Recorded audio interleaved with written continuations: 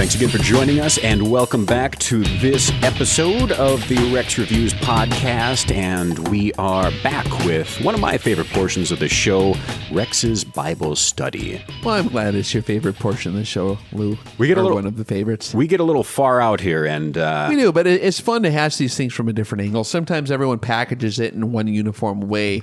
Well, that's the best. They package it in the church language way, and a lot of times normal people don't understand what the heck they're talking about because they're trying to be fancy with it. Well, isn't that the best way to sell a religion, is in a fancy package? I don't know what they're trying to accomplish. All I know is it's annoying. Let's get straight to the heart of the matter. That's what we're aiming for on the Rex Reviews Bible study. Amen. We're not scared to tackle it from unseen angles either. And we're going to talk about stuff that is maybe even forbidden knowledge. Ooh. And why it's forbidden. Okay. That's the real question. To kind of recap our two previous discussions, we discussed whether or not the Bible is literal or figurative or maybe a combination of both. And the gist of that whole discussion was that it doesn't really matter if it's literal or figurative if your purpose is to extract the message. What it comes down to is the meaning of it. Right. Because, I mean, and we can get into this later, I think a lot of that stuff is literal, even more maybe than some Christians would think. A lot of that stuff might be literal, but it doesn't really matter to argue about whether it is or not because there is a purpose to the story. Whether the story actually occurred or whether it was a story to communicate the truth still exists in the story one way or the other. Yep, but whether it's literal or figurative, the message remains consistent. Absolutely, yep. And what was our other discussion? Well, the first discussion, we just kind of talked basically about spiritualism in general. Is it something that can be scientifically looked at? Are we stupid to even think about this? What's the anthropological evidence that there has been a benefit to religion in general? So we kind of came to the conclusion in that first portion. I mean, really, this stuff has held our society together to the point to give us everything we have. If it wasn't for this, if it wasn't for a basic moral composure, which the framework thereof is religion, it really is religion, as much as I don't like just raw religion for the sake of religion. But the point of the whole deal was, to establish morals for the continuation of our species. So there is a huge advantage to having these discussions and to refining our understanding of those truths which adhere us together as a species, because we don't have a lot going for us in terms of mechanical defense mechanisms like claws and paws and turtle shells and all that business. We have to be smart and we have to all be on the same page so that we can invent things like society, technology, etc. So with that in mind, lady, gentlemen, listeners out there, what are our thoughts concerning the Bible as an instruction book? That's where most people really don't like the whole text, is because, like we discussed earlier on the pet peeves, sometimes people use it for maybe the wrong reason. They use it to establish a religious hierarchy or a religious superiority over each other. And that happens with any category of anything in life. Is with shooting rifles, it happens. Some people just learn to get better at whatever they're doing, so that they can somehow gain a superiority over someone else who hasn't quite figured it out yet. Guitar playing, I mean, I had to struggle with that deal. A lot of people I used to play guitar with are just, it's not even fun because it's a contest the whole time, and it's like, dude, I just want to basically play the guitar and sing, and I'm just having fun. It's what we got to be all Nazi for on this stuff, So, I mean, I understand the focus and discipline required to really master these things too, and that's fine. But that's not really what we're talking about. We're talking about what's the heart of the deal. And the point of the Rex Reviews Bible deal is not going to be to give people ammunition to be smarter than people. That's not our aim here. Now, we are going to be covering information that might make you smarter, but we're going to apply the wisdom there. And that hopefully is going to basically help us to add stature unto ourselves in a way that can really be manifest and have positive, real, tangible outcomes in our lives. You hear that ambience in the background there? Yeah, there's just firearms going off. That's normal. Yeah, I like that, though. It's very, very soothing to the podcast here. It is, yep. So it's not good to use any kind of religious text to propagate some sort of agenda. Our agenda is helping people get closer to the good stuff, okay? And I say it in those general terms because I understand right now at this point in the show, we're not all on the same page yet in terms of all the listeners and even the people in this room. We all have our own ideas of what's going on. So I'm not going to alienate people right off the bat. We'll refine it and get it zeroed in there more specifically as we go on later. And I'll be honest with where I'm at. And you guys, I know, will be honest with where you're at because we're all pretty much honest folk here. We ain't going to present ourselves in an unfactual manner, you know? So we've, of course, got the 10 commandments, the 10 big ones. And you said earlier that if you read through the Bible, there's 613? Was that the number? Yep. And here's the deal. The Bible is basically, people ask if it's an instructional. And the reason they get bent out of shape is because, like we just said, people use it as a tool over each other. However, people should not have enmity against instruction manuals, especially on complicated things that you might need instructions on to operate properly.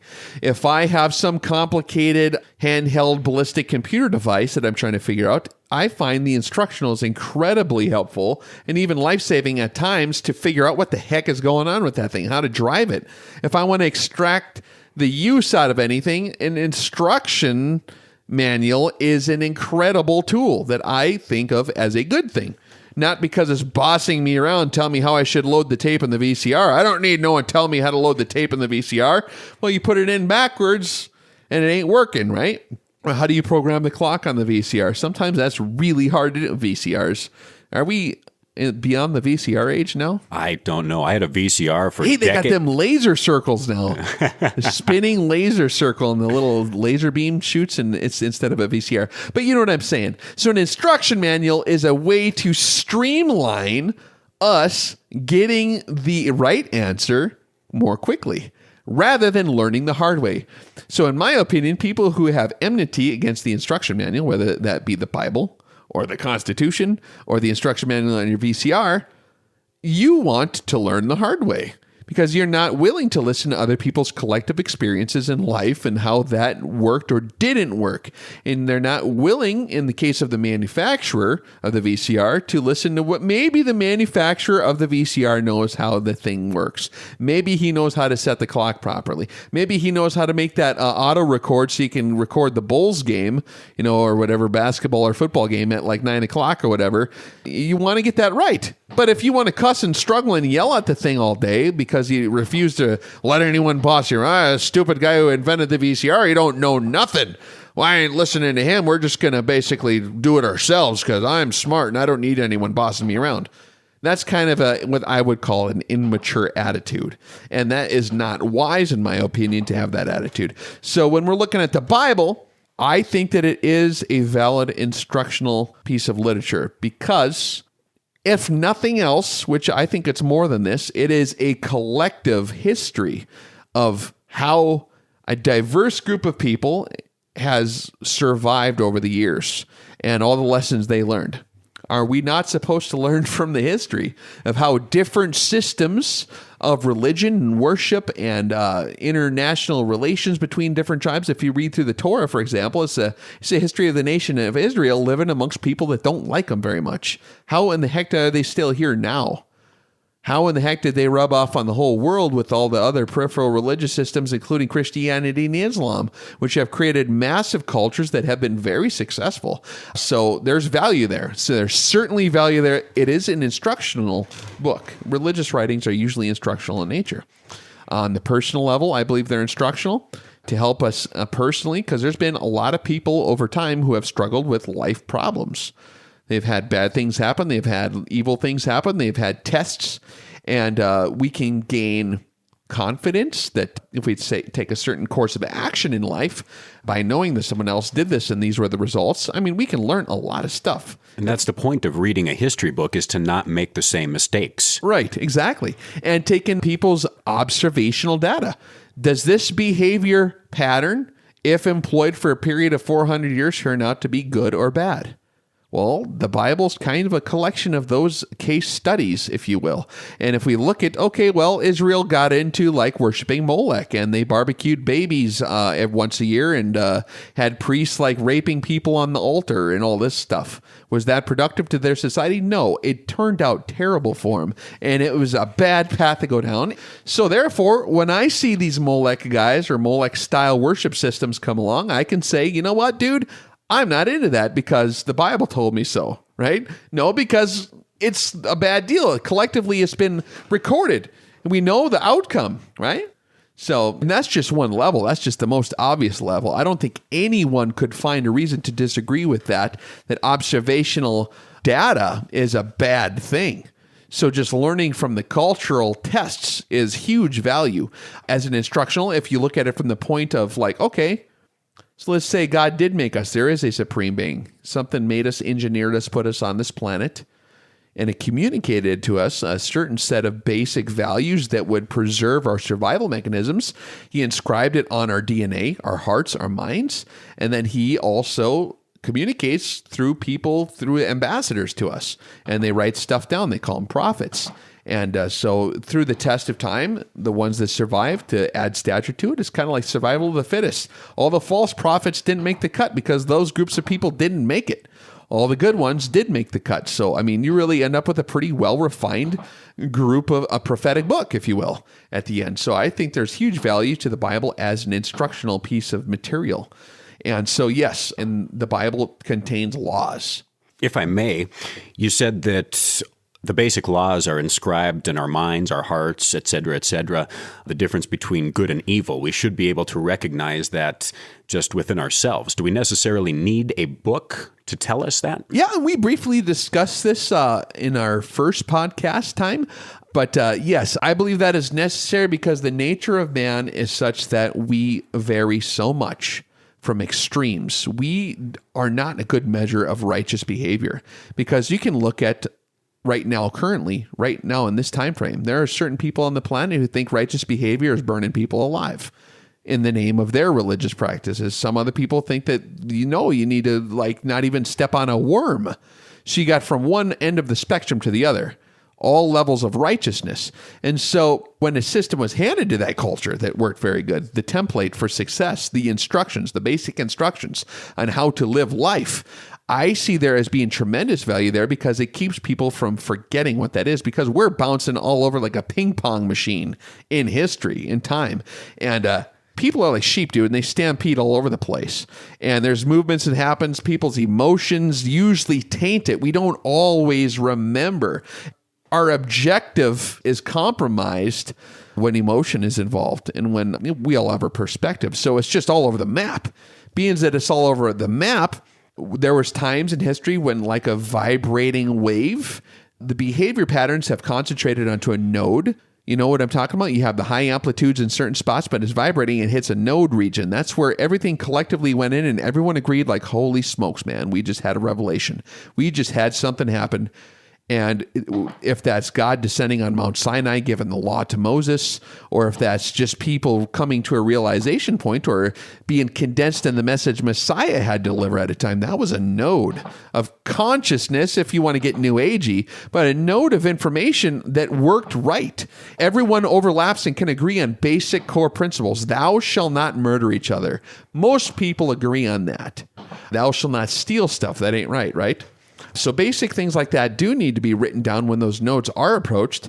And the time when the law was given in the Bible was one of those node points in history to where it basically overlapped. Everyone could universally agree, man, this is, and especially when it comes from the guy on a giant flaming cloud on a mountain that was so loud everyone thought they were going to die. I mean, only God knows what he was doing up there. You know what I mean? So there's the story, like there's such interesting stories. But yes, I think that there's huge value in having it written down because it wasn't long after Moses wasn't there and after God took off the Mount Sinai because he descended on the mountain in a big flame ball.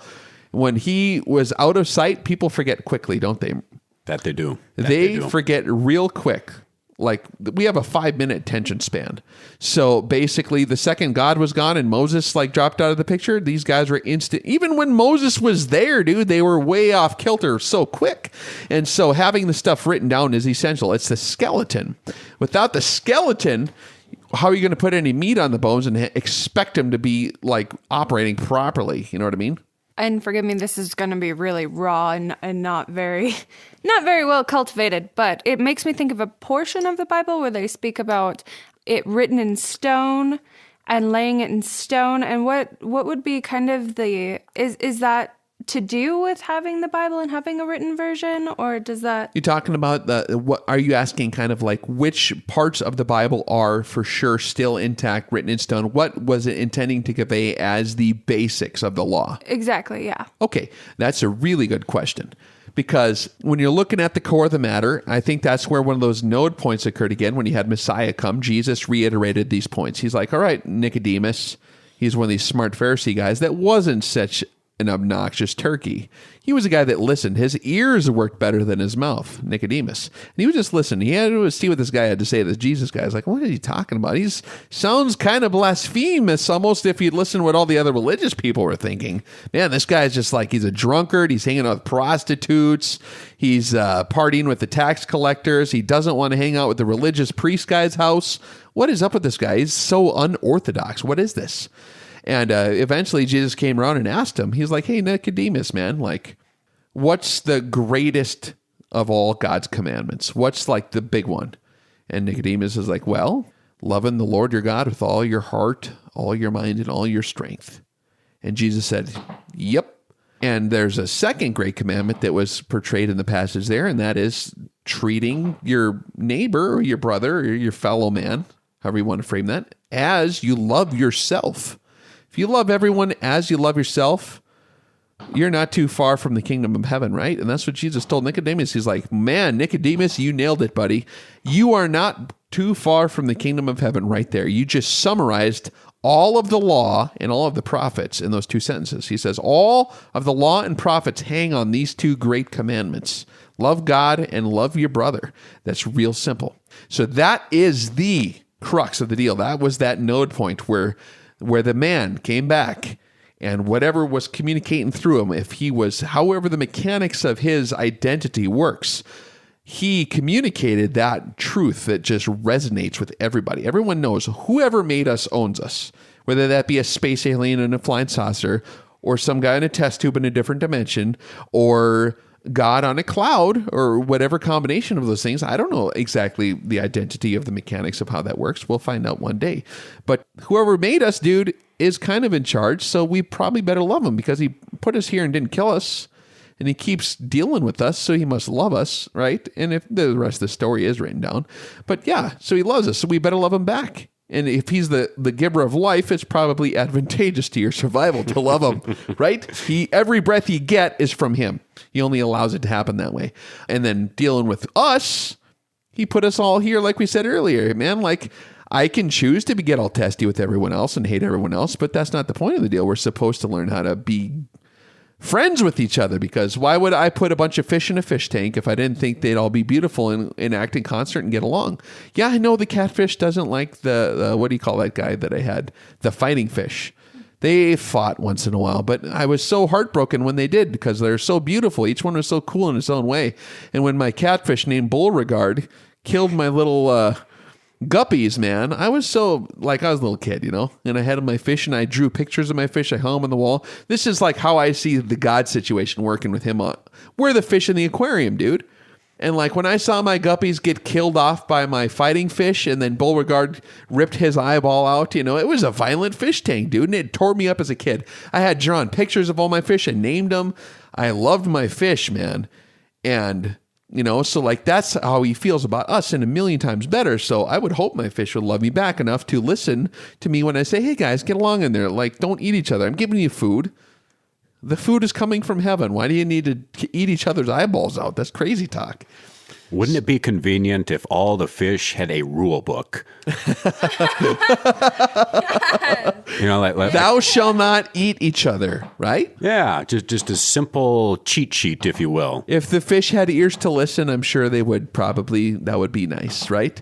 Now, we're kind of a lot more fancy than a fish, so we have the capacity to understand a set of instructions. I was going to say, unlike the fish, though, we are a different breed. You know, that's natural to them. Yeah, we have a lot more potential for either good or bad because we're a lot more in the image of the Creator.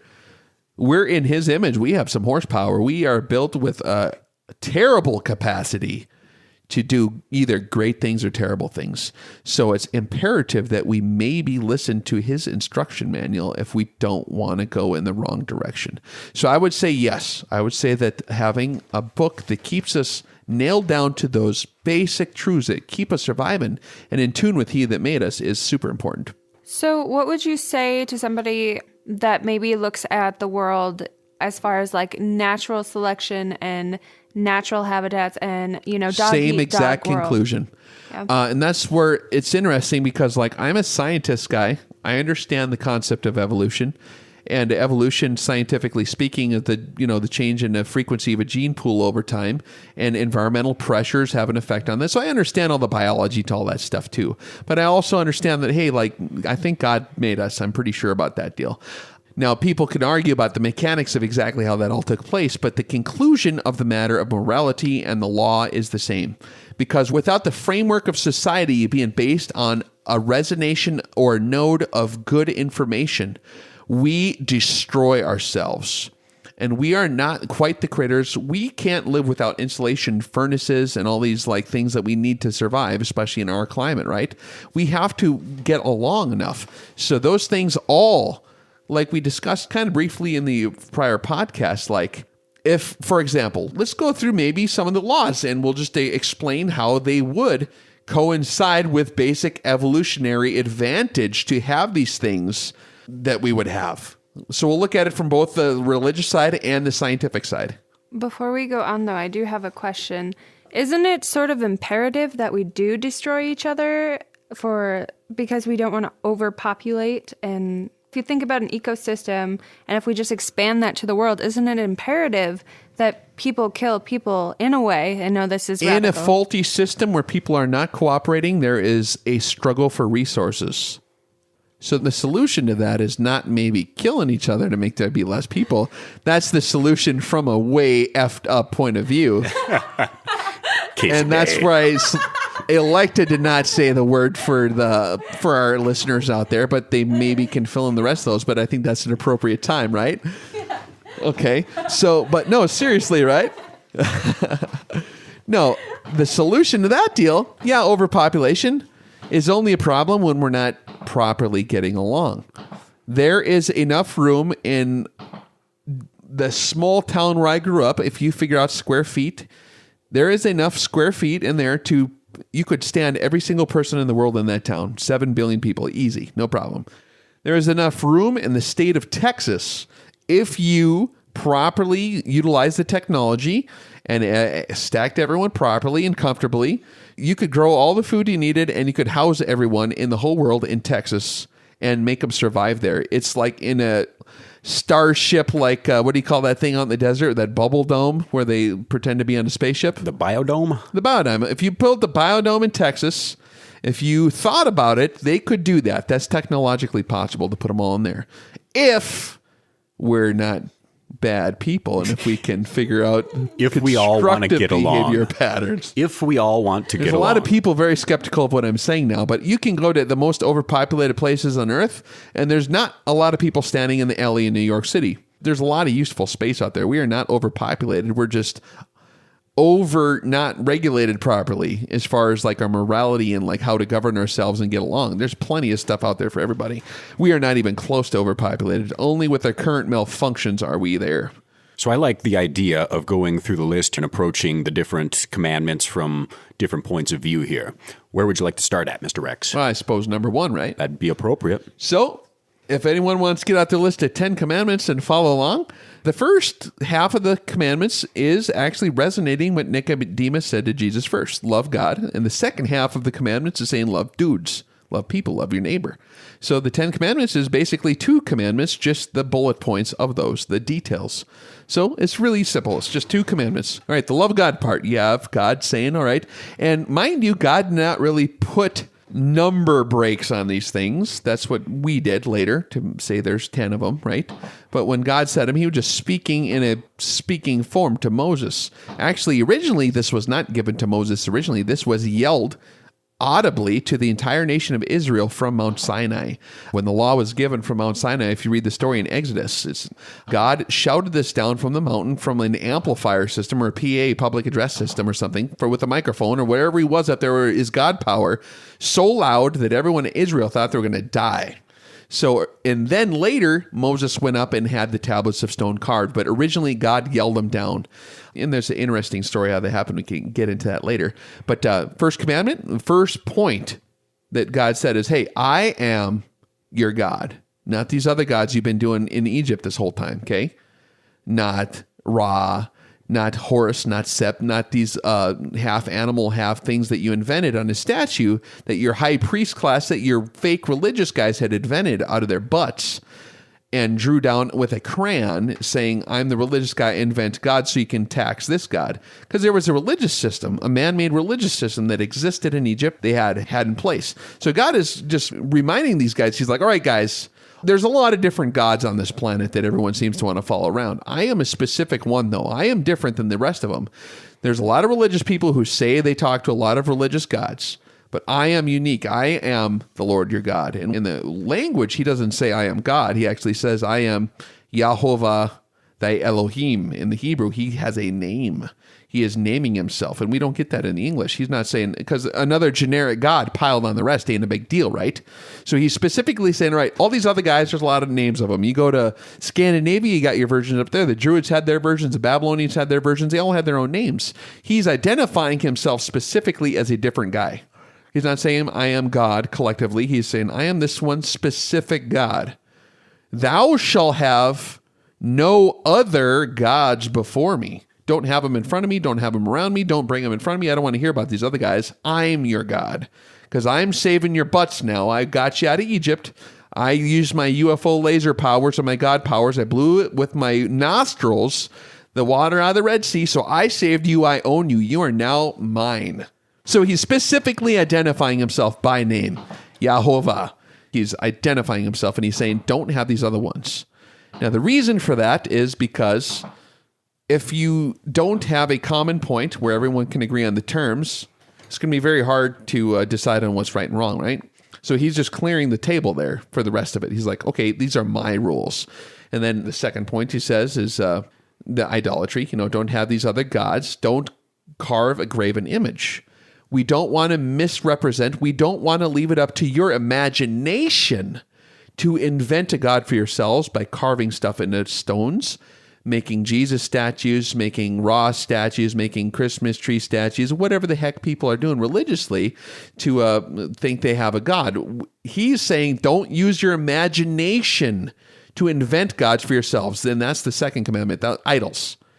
Well, you can't have religious artifacts. Well, yeah, that's what I was talking about, but there's more to it. The point of it is, don't make it up. There's an actual thing going on here that he's trying to explain. He's like, I saved your butts, guys. I am God.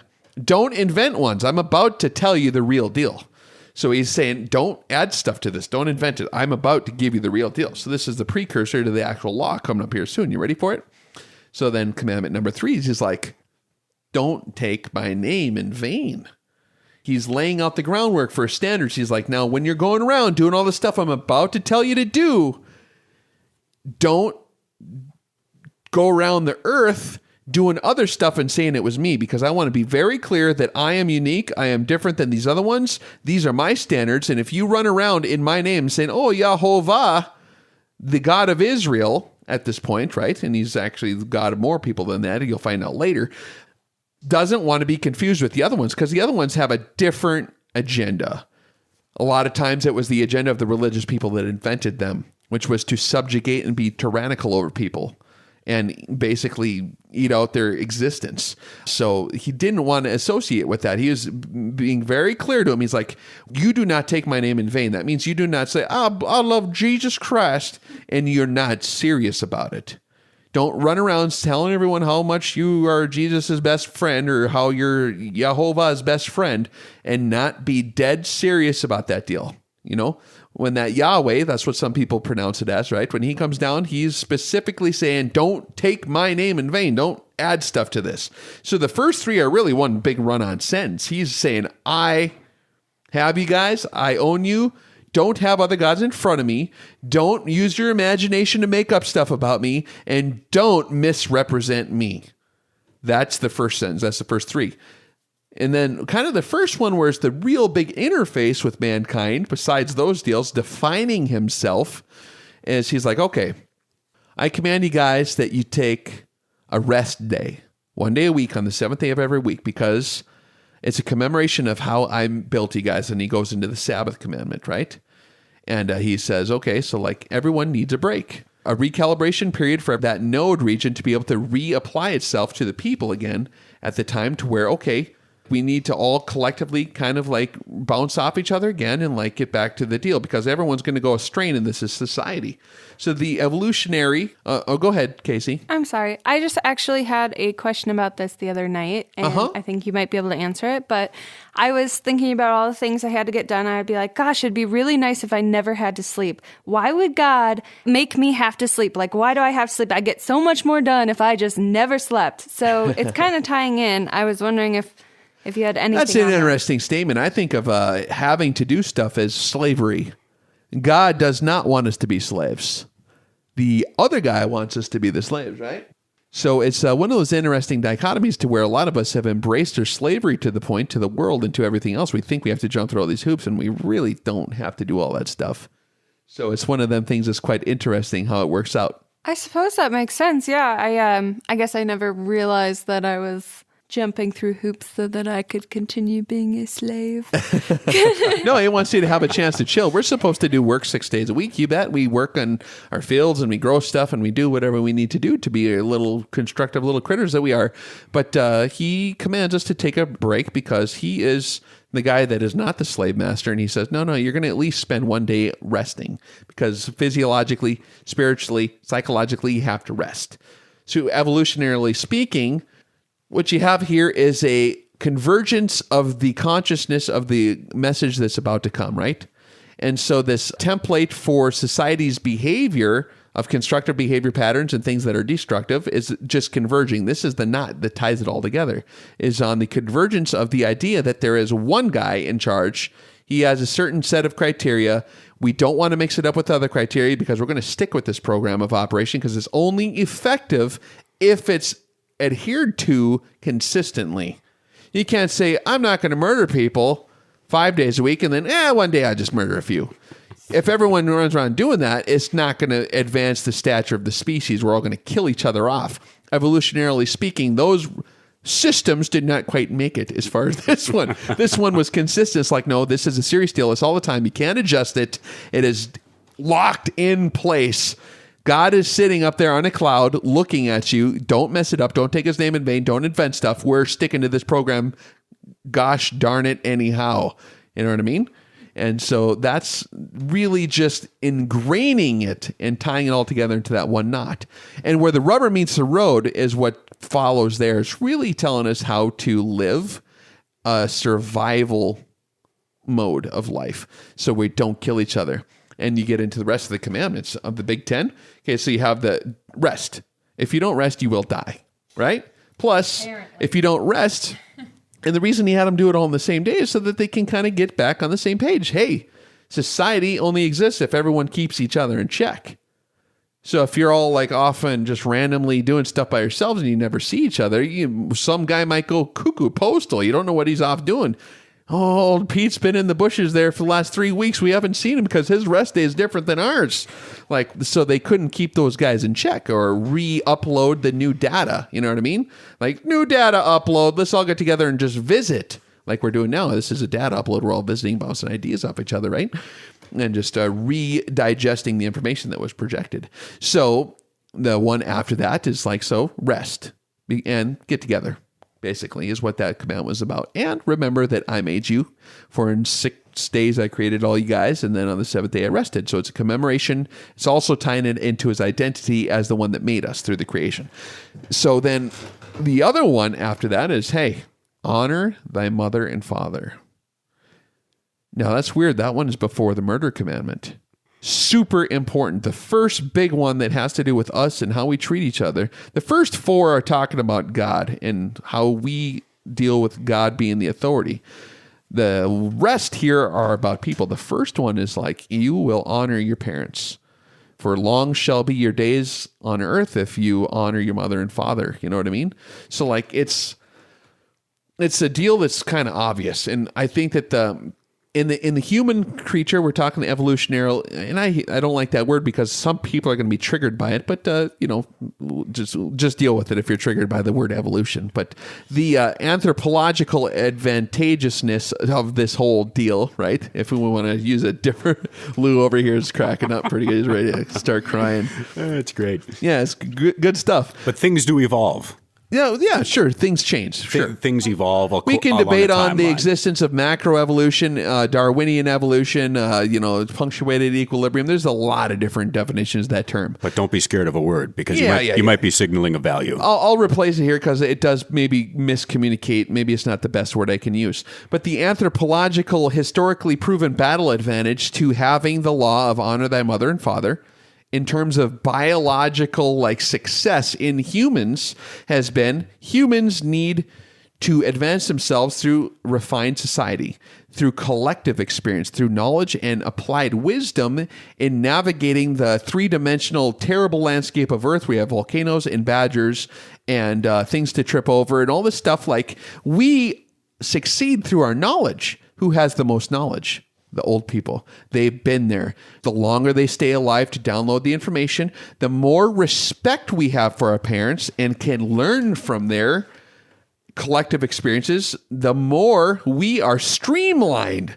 That information has been added to us automatically.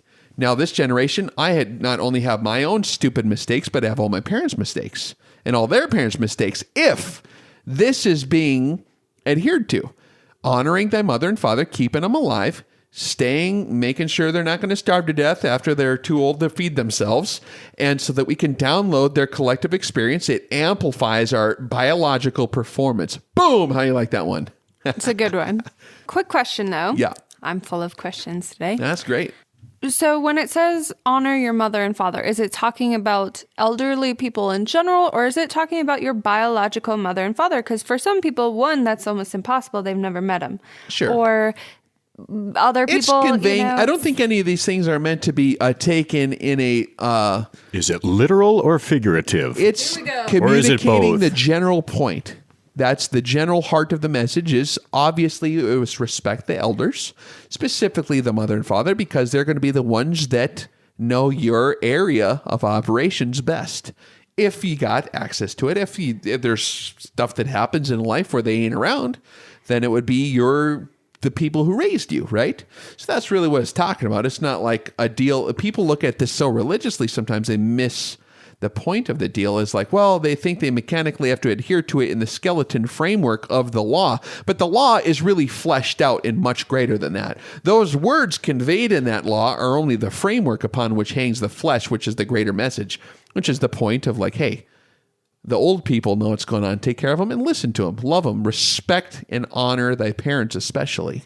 And that's why we read our history books, is because that's knowledge from past experience. Absolutely. And if we can listen to history books, if we can listen to our elders, our parents, or wherever we're getting the knowledge from, if we can actually gain that experience without having to make those mistakes, we advance people, we advance society. Absolutely. As a creature that specifically survives on the advancement of our collective knowledge and wisdom, we would do very well to be students of history, even students of what we're talking about now, because this is all been battle tested for thousands of years. This is important information that's held people together. So you're absolutely right.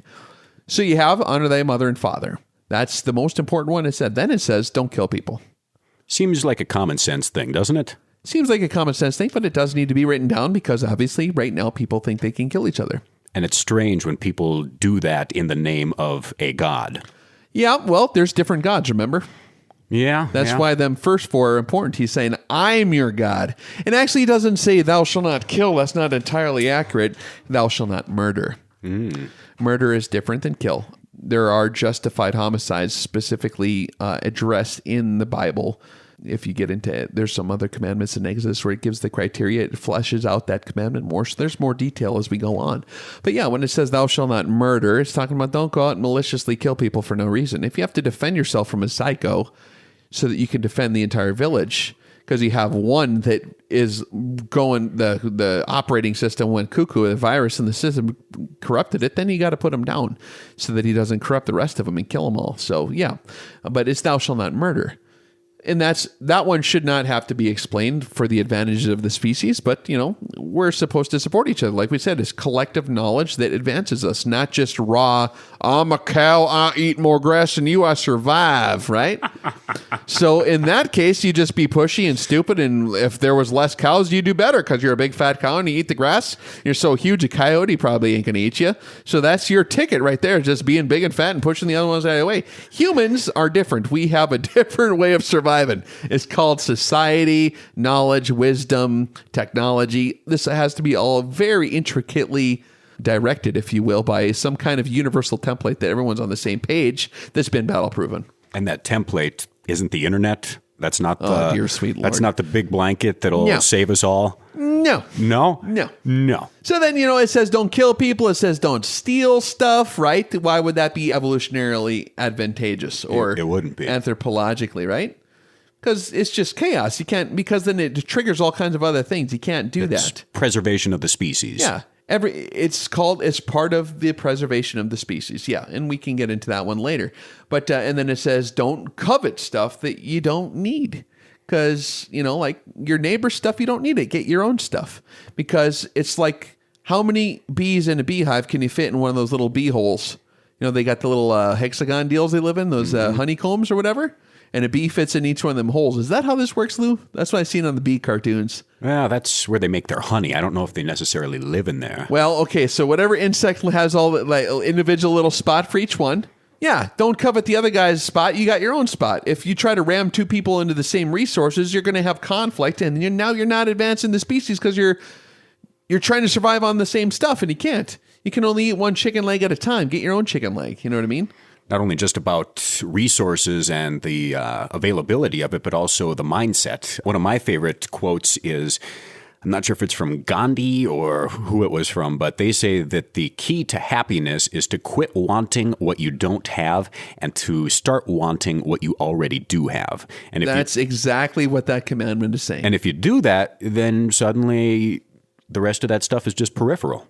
Yep. And it doesn't matter. Yep. So it talks about that and not coveting thy neighbor's wife, right? Same deal there. Like you can only have one wife at a time kind of deal, So don't covet the other neighbor's wife because, it's just not going to be good. There's obvious biological reasons there. I ain't going to get into that in the Rex Reviews podcast. And then there's the other one too. What was that other one I almost missed? And then we can't neglect to say I did skim over these pretty quickly, but thou shalt not bear false witness. Because if we're surviving on the accurate communication of knowledge to advance where we're at, if you start making stuff up and stuff that's faulty, lying is never advantageous. You want to represent reality because we're a sophisticated enough operating system. You don't just randomly type zeros and ones into the computer. The operating system might get screwed up. So we don't need your false information. Just give us straight talk. Just don't lie.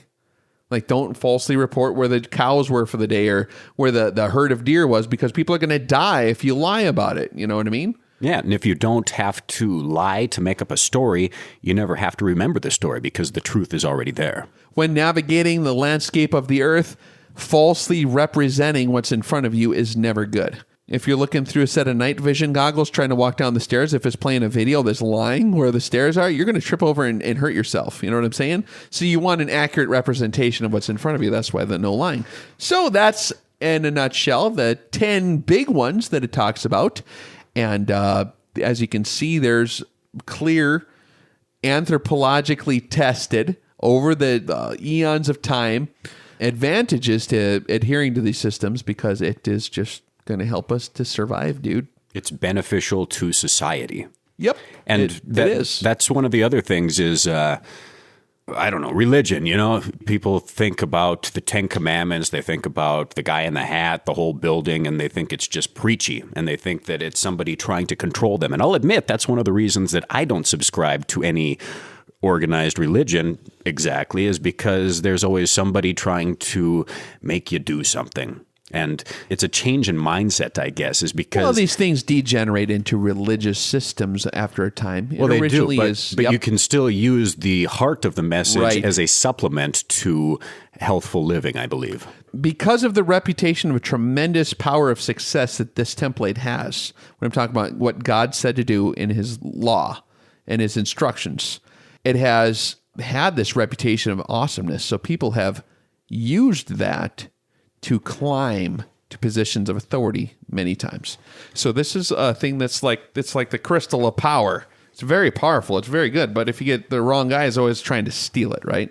Because then he can be the all-powerful king of the village or whatever. So it's one of them situations. That's why religious people gravitate towards that. Usually your religious people who dog and pony show the religion game in front of each other the most are the last people who would really be trusted with this kind of information. True story. You know what I mean?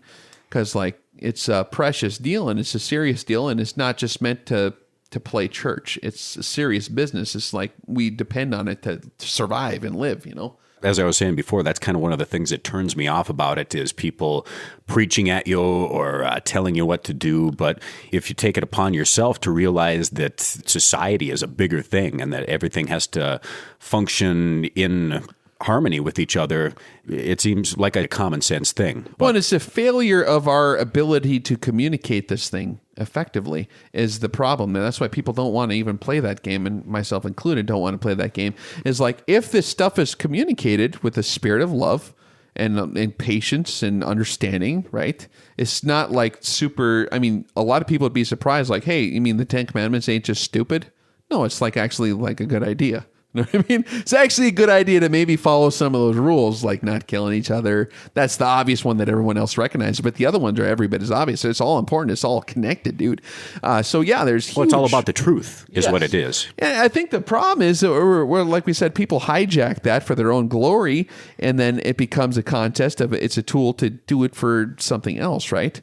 And that's more of a parasite mechanism than someone who wants to participate in the actual system. So I think that it's the failure. I mean, if we have to go around hitting people over the head with this stuff, that's our failure to communicate it to them. You never, ever need to hit someone over the head with the religious spectrum of stuff that we're going over, the law of God, especially. You don't need to hit people over the head with that. You just need to explain it to them. Now, there is a time when people do need to be hit over the head with the religious law, and that was exercised by that one guy named Jesus. And when the religious authorities were misrepresenting his father's law, he shredded them without mercy publicly in a mean way, using very strong language, and he absolutely disrobed them on their own Temple Mount. And that's because they were misrepresenting the heart of the law, which is love. Love God and love your brother. All the law and prophets should hang on this. If someone's preaching something about religion in general or the law or like certain standards of righteousness, if it does not have a heavy dose of love mixed in there, they are actually misrepresenting the law entirely, and they would be in that category of guys getting stuff thrown at them from Jesus that one time. So, I mean, that's kind of a strong deal there. If it's communicated properly, it all makes total sense. But our problem is people don't have patience and they want to use it as a chip or a ranking system for themselves. I got here first. I understand it. I'm in charge. It's like, actually, I don't think so, you know. And it's not about trying to advance the individual. It's about trying to advance the community, the whole, and trying to get everybody on the same page. Absolutely. And I guess in my own process of this whole conversation here, Rex, before I said, well, doesn't this seem kind of common sense? Shouldn't there be this basic framework within each person to know the difference between good and evil? And then you think about all the different situations that all the different people in the world are in, and I can see and understand how some people might gravitate towards evil as being quicker, easier, or being the thing to do, and not having that inner compass, if you will. They're operating on a compulsive lower level of thinking is what's happening. Some people explain that as the reptilians, right? What they're talking about, the reptilian cortex of the brain, that's the compulsive part, the inner part. That's the most basic operating system that the lowest turtles and frogs and whatever, all these other critters have, is that. It's just raw compulsion. Like, I want food now. You take it from, you grab a chicken bone right out of someone, you steal candy from a baby, whatever. You steal money. I need this stuff, you know? And they're just maybe not to that point yet of understanding the value. They're maybe not ready to ascend to that next level. And that's kind of the whole, I mean, if you look at the petri dish of Earth and all of us sitting here trying to figure out that we're going to pass the test of Earth, interesting thing to think about. But that's really what it is. You know what I'm saying? Passing the test of Earth. Passing the test. Well, why else would he put you in a fish tank and look at you and struggle for a while? Because maybe he's refining it to something, you know what I'm saying? Maybe he's going to take the ones that make it through there. It's like when you're breeding a beautiful species of horse or something, or a fish or a dog or whatever. I mean, you take the good ones and then the rest of them, you just turn them loose in the backyard and they go kill each other or whatever they do, but you keep the good ones. And then you just keep refining. I think that maybe that's what he's doing. It's called the heaven deal, you know? Like, hey, I'll take you to the next level, you bet. But all the other guys that didn't want to do this deal, well, I guess you didn't get that. So you'd be happier just scrounging in the dirt, I guess. So that almost congratulations, here you are, scrounging in the dirt. Then. That almost has some elements of reincarnation to it there, Mr. Rex. Well, there is a reincarnation coming, I think. That's communicated in there, too. It's this information is stored in the hard drive up there, after all. It talks about the books of life. Everything we ever did is written in there, and that's all reanimated at some point. If you read the book, it talks about the resurrection of the dead and the life of the world to come, man. And so that's kind of what the people who do study all this whole book and everything that's in there, it's a lot more information than just the instructions. It also tells you what's going to go down. It's a huge amount of information communicated in there. It's unbelievable. The instructions part's super important for us to survive, but he also operates on higher levels of that. The instructions is really, and when I say instructions, I'm talking about the law of God, is really the ABCs of life. That's the kindergarten class. There's a lot more in that book than the kindergarten lessons. Later in the book, the Apostle Paul starts talking about, hey, we're not under the law anymore. We're above the law. He's not saying the law is gone. He's saying we get that. We get the law. We understand the ABCs. That was kindergarten. Now we're getting into the meat and potato. We're getting into the good stuff here. Now that you understand your ABCs, let's read engineering textbooks. We understand how to read. Let's read how to build spaceships and go over here, whatever, right? It always ends up on the spaceship with me for some reason. Sounds it's a good fun. metaphor. It's a good metaphor, though. Yeah, you know, me and NASA. I always like NASA. But no, it's just neat because like there's so much more information in there. Once we get the law down, and the law is simple. 2 great commandments. Love God, love your neighbor. If you need more detail, there's 10 commandments. If you need more detail, there's 613 mitzvot is what the Jews call them. 613 commandments in the Torah. And they give you all the little instructions on what to do, what not to do. Okay. Like, don't eat like this animal because you'll die. You know, it's like got trichinosis or something, or don't do this. It's instruction mechanism just to survive. It's kindergarten class. But if we can get past all that stuff, there's amazing stuff. It tells you what's going to happen, dude. It tells you how the books work. It tells you how he gives the full information about himself even, and like his character and what he's got planned for the next level, dude. So it's pretty cool, but yeah, it is a daunting process to try to articulate everything that is contained within that text. And you've studied it for a long time. And that's kind of one of the things that turns a lot of people off, is because it's so daunting and there's just so much there. And that's why I'm really happy to have this conversation, is because we approach it so level-headedly and we're not preaching at anybody, and it's just an open discussion, and we're trying to help the advancement of people and this test on Earth. Right. And that's what I'm really looking forward to with this section of the show too, man, is once we get these ABCs down, like we're going to talk about the law again, probably. So we talked about the 10 commandments today. We'll probably talk about some of the other laws, because people do have a problem. They have a problem with not understanding why the laws are there. And rather than just yelling, you need to keep the law more, like we'll just explain some of them to get the general gist of what's going on. So, all right, the homework assignment for the next podcast is find a crazy Bible thing that seems like a terrible thing, or a bad law, or something that's obsolete, or something that just seems abstract. Like there's a lot of stuff in there that people have a lot of problems with, and that's why they get skeptical on the biblical law. They don't get what the heck it's trying to say. And so we'll go over those deals. And I don't know everything, but we'll give her a good shot. And so, yeah, we'll explore that. And then after we get the law part down, dude, it's going to be fun. Then we can go on to some of these more complex ideas, something beyond the ABCs. Yes, absolutely. Like how to survive this crappy situation. Because the law is just getting us past like a certain level. That's just the blood and flesh version, like not getting killed by really crude stuff. There's more of a finesse to this whole battle, like emotionally and like psychologically, dude. Like There's different planes of thinking. Yeah, there's like, okay, we've run through gear 1 on the car. We're up to 10 miles an hour. Now you got to shift, push in the clutch, put it in gear 2. Now let's pick up speed in this gear. And we got 6 gears and maybe more. A lot of potential there. Yeah, so we're just getting started, man. But like it gets really cool once you get up to like 70, 80 miles an hour. 140 is the blast. You're going to love it, man. Strap in, folks, and be sure to wear your seatbelts. Anything else to cap off the discussion here, folks? You got anything there, Casey? Okay. I took in way too much. My processor is like fried right now. But it's been very good. It's been all really good information. She downloaded too much. It's all right, but you get the idea. It's simple. Love God, love people. It is simple. Because it's the right thing to do, and we'll survive better if we can all agree that that's a decent thing to do. Amen. Way Amen. better than hating God and hating people. That deal doesn't work so good. It just makes life really tough, doesn't it? They keep trying it, dude, and it ain't working.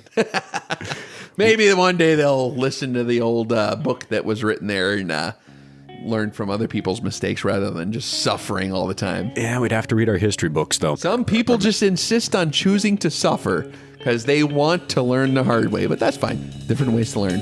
So be it. Well, we're going to take a quick break so everybody can fully digest today's Bible study here on the Rex Reviews podcast, and we will be back in just a moment.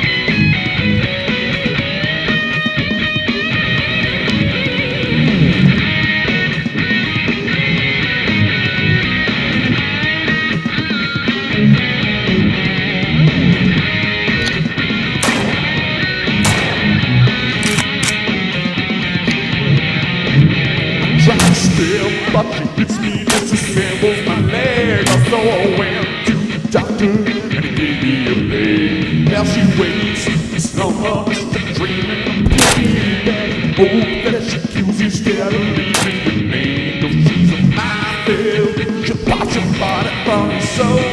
Minefield, leave a big smoking hole. Minefield, please don't beat off my leg. Minefield, I beg. Be afraid.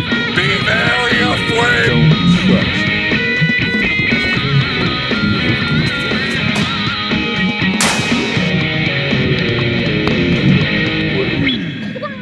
What's that little round thing over there? Get